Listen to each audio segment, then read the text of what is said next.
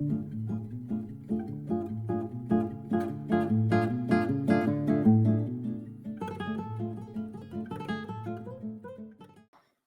in 5 minutes with Sean, maybe 10. Thank you as always for starting your week with us. We do appreciate it, my friends. So today is the vendor call. It's a show we've done, I don't know, many times before in the 350 plus episodes of this show.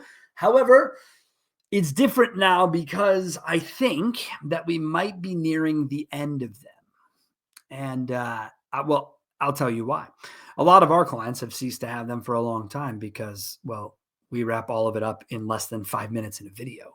So all of it, by the way, that's, I don't care if you spend 25 grand, 100 grand, I can wrap up every oversight, insight that matters to you in I'd say under 5 minutes at this point in my life.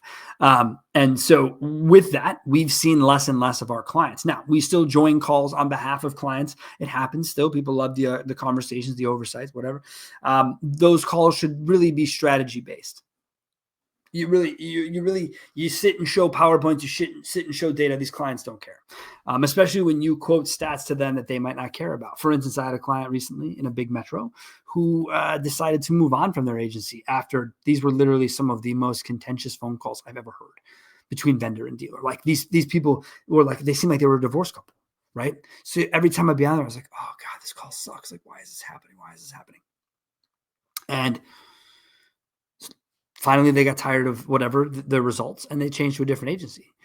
They've had maybe in, I don't know, 4 months of working with this agency, maybe 2 calls. I'll get back to this agency in a second as to why, but they're a good partner of ours, my buddies over at Greenline Digital, Brent Rogers. Giving away, it's kind of a trade secret. I hope he doesn't mind. But our guy Tyler over there, he's not anyone else's rep, by the way, so you guys can all call or whatever. Like, he works exclusively with CardBiz. He's CardBiz's guy. That's why we love him. He began late last year sending an email to clients mid-month. Highs, lows, needs, changes. What do you think? I just watched replies fly off the shelf. People saying shit, people happening. And I noticed those clients were not having calls because there was no invites. There was no, that's how I know, right? People look at my calendar, it freaks them out because I have if I can make a call, I make it. So there's a list of 10 calls a day for different clients that you're trying to make or be a part of or make sure that, prioritize, etc.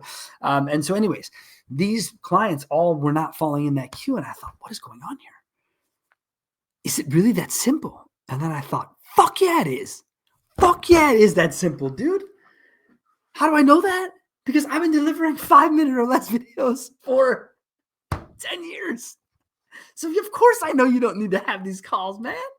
Of course. Not to mention the amount of fucking turnover that these vendors have. And how about these when the white label deals get involved, right? Where you're dealing with companies that are like, well, yeah, so these are wonderful results. It's like, but you didn't fucking do the work. Somebody else is doing it, right?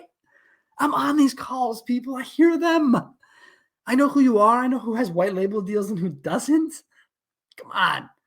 So the vendor call has always been a gigantic waste of fucking time. Sorry, vendors, but it has been.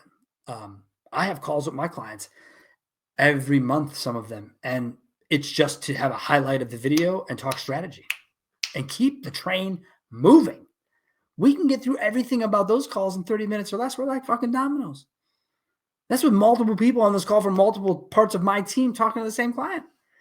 So yeah, no, this doesn't have to be that complicated. And I know it's how we prove worth, but how we prove worth is about touch points. It's not about calls. It's about touch points. Do you email your client? Do you text them? Do you call? Do you reach out to be a part of a strategy call? Or are you always just looking to press data down somebody's throat? Because again, trust me, no one does it faster or more efficiently than we do in presentation mode. Even then, clients will be like, man, that was a lot of data. It's 4 minutes. It's 4 minutes. Like the micro machine guy, but it's 4 minutes and it's everything you need, right? So recently, we had one of our most beloved clients. I mean, I love this woman like a sister. She sends out a year-end email to her vendors that luckily she only CC'd me on one of them and called me out. That's why I love her. So I didn't have to see that 400 times. But she sent it out to everyone, basically saying, from now on, the vendor call will happen if I deem it necessary. And it will only be deemed necessary if you follow these submission guidelines of data and information to us by these deadlines. People, come on. This is a woman who, if she can get back an hour, it's like getting back 4 for the normal person. She's about to get back an hour. And shit, we've helped support her to this point. We know how busy she is. We're on call. She's not on. Happens all the time. That's why we're fucking here. But now she's going to take it even a step further and value every single minute of every single day because she has to. She doesn't have a choice. And a lot of people are going to start falling in that category because I don't see the industry starting to spend more money on people, on advertising, and on process training. I don't see it. I just don't. There will be those who invest, always those who invest. There was guys who never stopped spending after COVID. So I know what's out there. I know what's possible. But living in a majority number, I don't see dealerships saying, you know what, let's take on more people, more expense, more training, spend more money on advertising. When we have too many cars, not enough consumers. So what's going to happen is the more we expected of everyone. Most of our marketing directors in today's world are absolute Swiss Army knives. This client I'm just talking about, just beyond a Swiss Army knife, like 4 Swiss Army knives. Still trying to head up new initiatives for the organization, still trying to do things in an amazing way. But how? Because of her efficiency and her time.